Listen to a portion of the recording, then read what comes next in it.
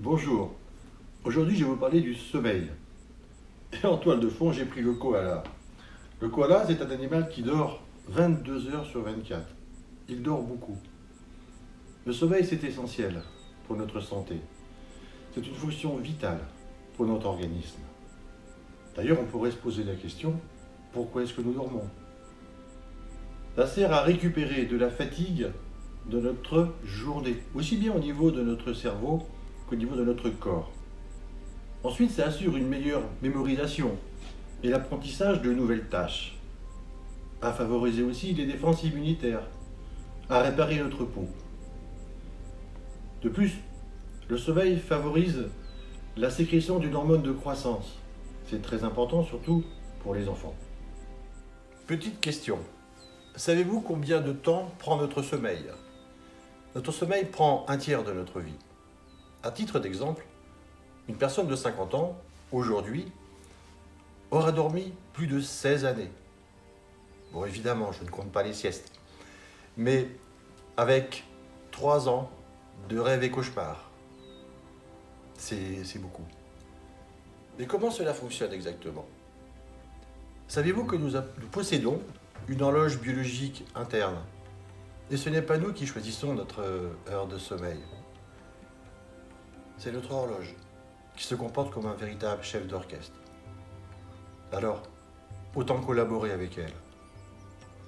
En pratique, l'hormone du sommeil, appelée mélatonine, est sécrétée le soir lorsque la luminosité est beaucoup plus faible. Donc attention à ne pas s'exposer à la fameuse lumière bleue, celle de nos écrans que nous pouvons avoir à la maison. Notre sommeil est composé de 4 à 6 cycles par nuit. Chaque cycle dure à peu près entre 1h30 et 2 heures et possède 2 phases distinctes. Le sommeil lent et le sommeil paradoxal. C'est le sommeil où nous rêvons. Mais des changements extérieurs ou intérieurs peuvent altérer ces cycles et entraîner des troubles de sommeil.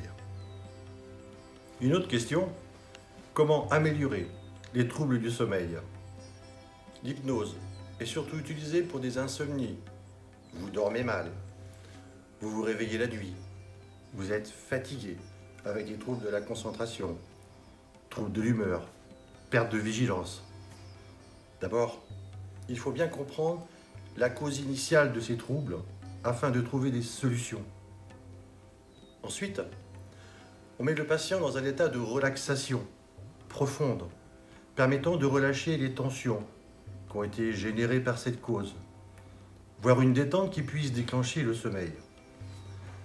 Au final, c'est une rééducation du sommeil qui peut se prolonger par l'apprentissage de l'auto-hypnose. Bien sûr, j'associe toujours la pratique de la cohérence cardiaque car c'est un outil qui est très efficace pour stimuler le système nerveux parasympathique. Ce système nerveux favorisera un sommeil calme et serein. À bientôt!